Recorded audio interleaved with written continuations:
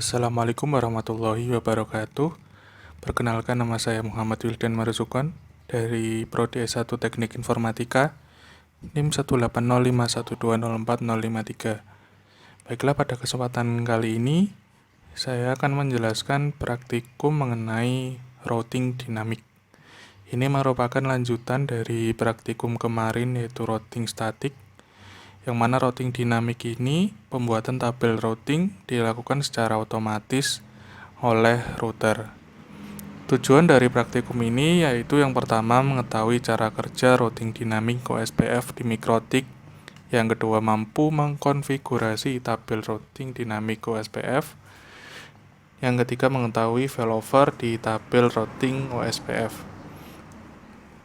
Selanjutnya percobaan skenario. Dalam percobaan ini kita akan mensimulasikan dan mengemulasikan routing dinamik OSPF di Mikrotik seperti gambar berikut. Jadi kita nanti membuat skema atau rancangan dari jaringan yang akan kita simulasikan di Mikrotik atau lewat GNS3 nanti. Pertama ada PC1, ada router 1, ada PC2, router 2, dan PC3 serta router 3. Ini memiliki IP masing-masing, yaitu di PC1 IP jaringannya 192.168.1.0, yang PC2 192.168.2.0, yang PC3 192.168.3.0. Dari router 1 ke router 3 pakai IP 13.13.13.0. Dari router 1 ke router 2 pakai IP 12.12.12.0, yang dari router 2 router 3 pakai IP 23.23.23.0. Langkah percobaan.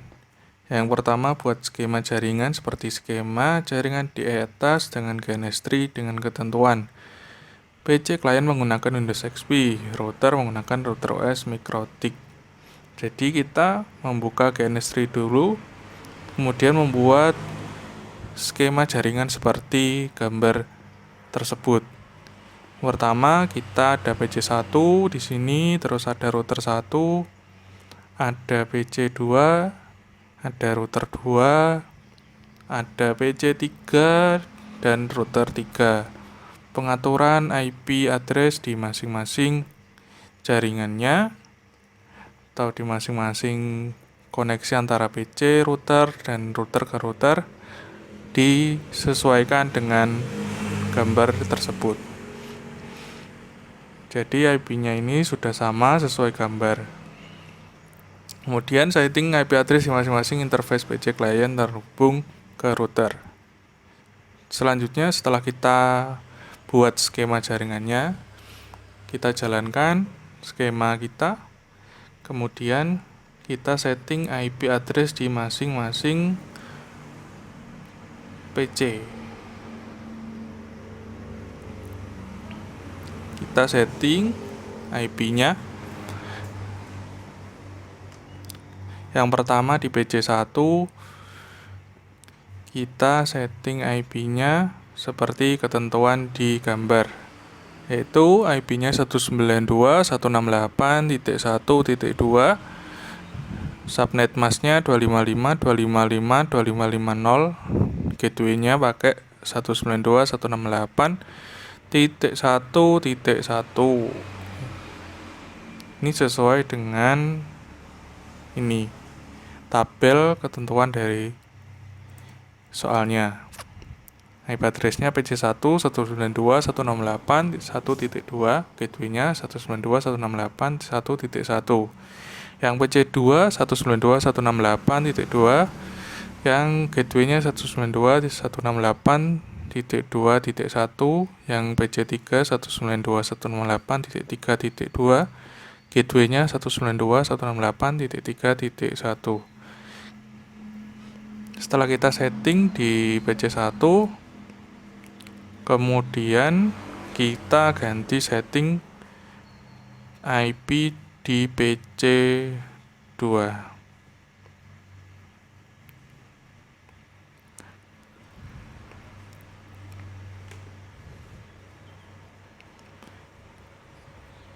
Kita setting sesuai ketentuan, yaitu 192.168.2.2. Subnet masknya 255, 255 di 2550. Gateway-nya 192.168.2.1. Ini sebenarnya IP-nya juga terserah dari kita mau buat berapa, tapi untuk memudahkan kita ikuti dari soalnya di PDF. Selesai, kita ke PC 3. Kita setting IP-nya sama seperti tadi.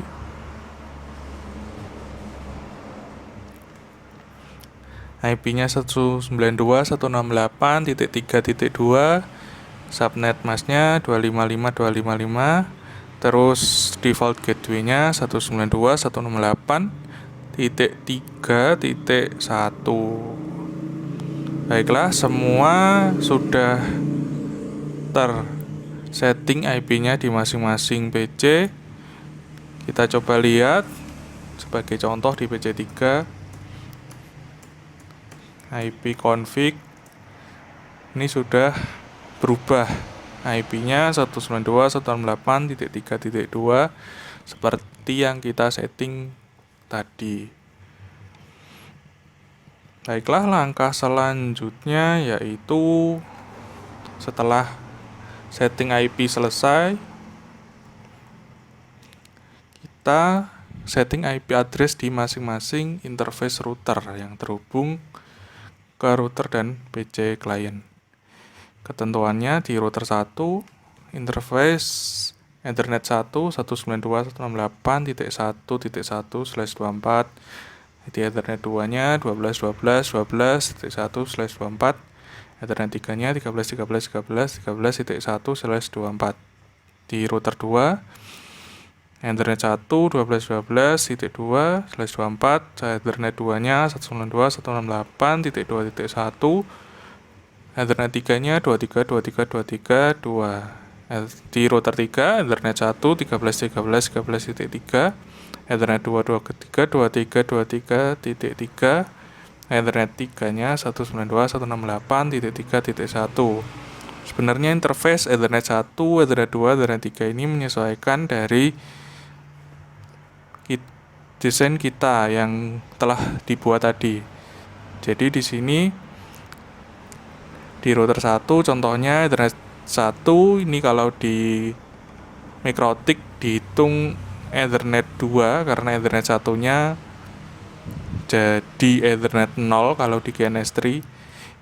Ini nyambung ke router 2. Jadi jaringan yang IP yang dikoneksikan yaitu 12.12.2 tadi. Yang ke router 3 pakai koneksi Ethernet 2. Ini kalau dibolak-balik juga nggak apa-apa, asalkan address listnya di sini juga ikut disesuaikan. Baiklah, kita menuju ke settingan routernya di masing-masing WC. Kita buka Winbox, terus di IP, di address. Nah, di sini kita buat address list seperti yang di tabel tadi. Yang pertama di Ethernet 2. Ini 12.12.1/24. Ethernet 2 dari router 1 ini menuju ke sini. Ke router 2. Terus kemudian yang di Ethernet 3 menuju ke router 3 13.13.1. Ini yang Ethernet 1 menuju PC 1 192.168.1/24. Kemudian kita ke PC 2. Caranya juga sama, IP, address, sini Ethernet 2-nya ini ke router 1 12.12.12.2/24. Ini yang Ethernet 3 ke router 3 23.23.23 2/24. Terus yang ini ke PC 2 192.168.2.1. Caranya sama seperti tadi. Terus terakhir kita ke PC 3. IP address ini yang ke router 1 pakai Ethernet 3, 13 13 13 3. Yang ke router 2 pakai Ethernet 2, 23 23 23 3. Yang ke PC 3 pakai Ethernet 1, 192 168.3.1. Baiklah, address list dari setiap router sudah kita tentukan, atau konfigurasi IP di interface routernya. Selanjutnya, untuk setting routing OSPF, kita klik pada menu routing OSPF, instant default, rubah nilai parameter redistributed connected route as type 1 di setiap router. Kemudian kita juga nanti menentukan network dari tiap routernya. Tambahkan network di setiap router dengan network yang menghubungkan antar router seperti tabel di bawah ini. Jadi di R1 atau router 1 networknya ini 12.12.0 sama 13.13.0. Ini dari router 1 terkoneksi dengan router 2 dan router 3. Jadi network yang dimasukkan nanti yang ini 12.12.0 sama 13.13.0. Yang router 3 juga sama, yang dimasukkan 13.13.0 sama 23.23.0. Yang router 2 12.12.0, yang selanjutnya 23.23.23.0. Kita langsung ke settingan di routernya. Masuk ke routing OSPF yang instance nih, defaultnya kita klik. Nah, di sini yang pertama ini yang redistribute connected route dipilih yang as type 1. Kita klik OK, kemudian di network kita masukkan jaringan yang kita tuju dari routernya.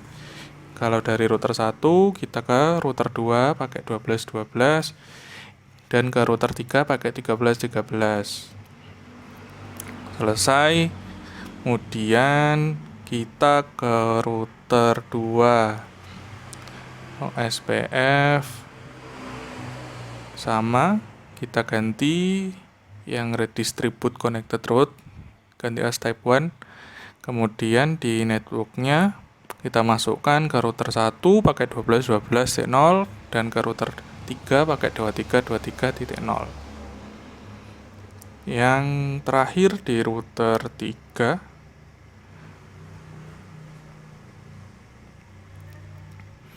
kita masukkan yang di sini redistribute connected route pakai as type 1. Sudah. Kemudian di networknya ini menuju ke router 1 pakai 13.13.0, yang ini menuju ke router 2 23.23.23.0. Baiklah, semuanya sudah kita setting, mulai dari IP tiap PC, kemudian IP address list di tiap router, kemudian settingan network dari routing OSPF-nya di tiap router. Langkah selanjutnya yaitu pengujian. Amati tabel routing yang terbentuk apakah routing semua network sudah masuk. Kita lihat dulu di tabel routingnya di tiap router. Pertama di PC1 kita pilih IP, terus route. Sini sudah ada tabel routingnya. Yang pertama addressnya ini 12.12.0, 13.13. Ini jaringannya di tiap router sudah terkoneksi. Kemudian di tiap PC, jaringan tiap PC sudah terkoneksi juga. Kemudian di router 2 IP route di sini juga sudah terkoneksi jaringan antar router maupun antar PC-nya. Berjumlah 6 lengkap. Kemudian kita ke router 3. Route sini juga sudah terkoneksi jaringan antar router router 1, router 3, router 2, kemudian di setiap PC PC1, PC2, dan PC3 sudah terkoneksi. Baiklah, berarti settingan kita sudah benar dan tinggal diuji.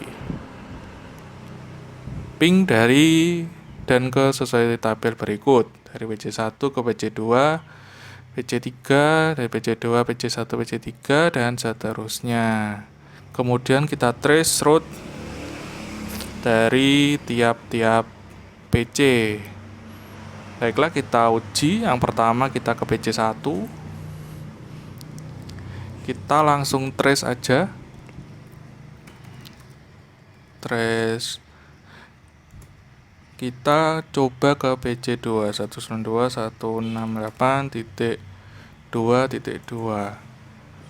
Baiklah, sudah tersambung. Di sini ada 3 langkah. Yang pertama, ini ke router 1, melewati jaringan ke router 2, kemudian ke PC2.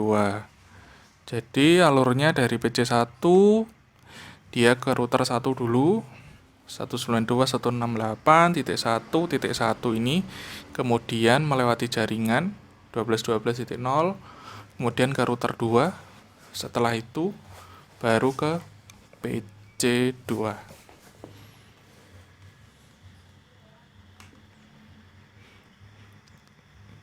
Ada 3 spot atau 3 pemberhentian yang dilalui dari PC1 ke PC2. Selanjutnya kita ke PC3 192.168.3.2. Sini juga hampir sama. Jadi yang dilewati yang pertama router 1, kemudian melewati jaringan ke router 3, setelah itu ke PC3.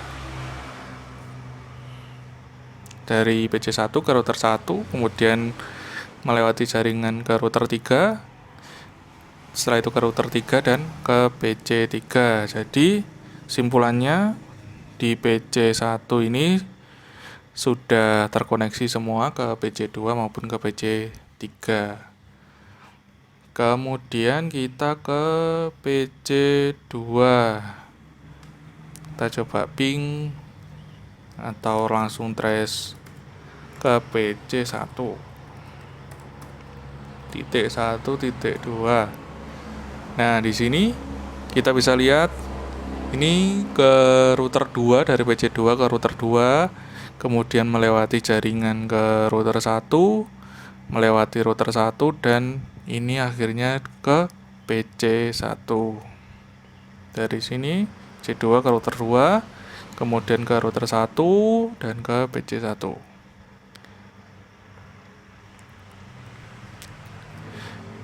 Kemudian ke PC3 192.168.3.2. Ini yang pertama ke router 2 dulu, terus ke router 3 melalui jaringan 2323.3 ini, terus ke PC3. Jadi kesimpulannya di PC2 sudah tersambung ke PC1 dan ke PC3. Kita terakhir ke PC3-nya. Kita ke PC1, titik 1, titik 2. Ini pertama ke router 3, terus ke router 1 melalui jaringan 13.13.13.1, terus ke PC1. Terakhir ke PC2 168.22.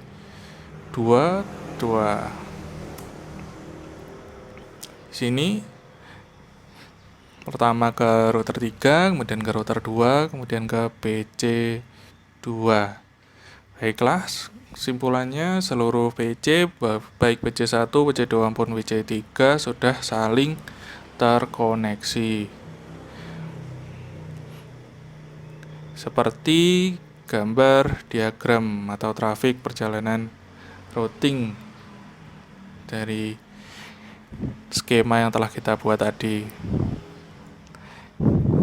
Di sini ada studi kasus, coba kita putus kabel jaringan antara R1 dan R3 dan lakukan derajat seperti pada langkah pengujian nomor 3. Jadi kita coba putus jaringan yang dari router 1 ke router 3. Di sini kita pakai di router 3. Kita ke IP, address. Nah, di sini koneksi ke PC1 kita coba disable.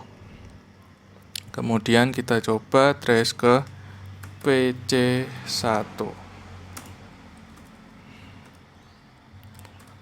Titik 1.2. Nah, ini jadi lebih panjang lewatnya.